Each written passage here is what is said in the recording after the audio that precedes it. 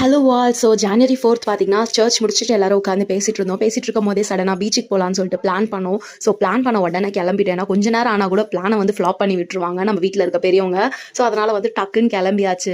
So எப்போவுமே நான் சொல்லியிருக்கேன் ஃபேமிலியோட எங்கன்னா வெளில போனால் செம ஃபன்னாக இருக்கும்னு சொல்லிட்டு இன்றைக்கும் அதே மாதிரி தான் இந்த குழந்தைங்க விளையாடுறதுக்காக இங்கே ஒரு செட்டப் ஒன்று பண்ணி வச்சுருந்தாங்க. ஸோ அந்த இடத்துல போயிட்டு நாங்கள் பண்ண அலப்பறைக்கு அங்கே இருக்க அத்தனை பேரும் எங்களை தான் பார்த்துட்டு இருந்தாங்க. அவ்வளோ சிரிப்பு, அவ்வளோ சந்தோஷம். ரொம்ப நாள் கழிச்சு வெளியில் போயிருந்தோம் பீச்சுக்கு. ஸோ செம்ம ஹாப்பியாக இருந்துச்சு. அண்ட் ரொம்ப ஃபன் பண்ணி சிரிச்சிட்டே இருக்குமே, எதனா சீரியஸாக இருக்கணும் அப்படின்னு சொல்லிட்டு பிக் பாஸை பற்றி சும்மா ஸ்டார்ட் பண்ண உடனே எல்லாம் ஸ்டார்ட் பண்ணிட்டாங்க. ஐயோ பார்வதி கம்ருதன் அப்படின்னு சொல்லிட்டு ஆரம்பித்தவங்கலாம் நிறுத்தவே இல்லை. அதுக்கப்புறம் பேசி பேசி பேசி செம்மையாக பசி எடுக்க ஸ்டார்ட் ஆயிடுச்சு. ஸோ அதுக்கப்புறம் பட்டினப்பாக்கம் சைடில் வந்து மீல் சாப்பிடலான்னு சொல்லிட்டு போயிருந்தோம். அங்கே போயிட்டு எங்களுக்கு பிடிச்ச எல்லாத்தையும் ஆர்டர் பண்ணி சாப்பிட்டு ரிட்டன் வீட்டுக்கு வரும்போது நானும் தங்கச்சி மட்டும் ஹஸ்பண்டோட பைக்கில் வந்திருந்தோம். ஸோ அதனால் அவர்கிட்ட கெஞ்சி கூத்தாடி ஒரே ஒரு ஐஸ்கிரீம் வாங்கிட்டாங்க. ஐஸ்கிரீம் ஷாப் கூட்டு போய் ஐஸ்கிரீம் வாங்கி சாப்பிட்டு ரிட்டன் வீட்டுக்கு வந்தாச்சு. வீடியோ பிடிச்சிருந்தா லைக் பண்ணுங்கள். நெக்ஸ்ட் வீடியோவில் பார்ப்போம். பாய்.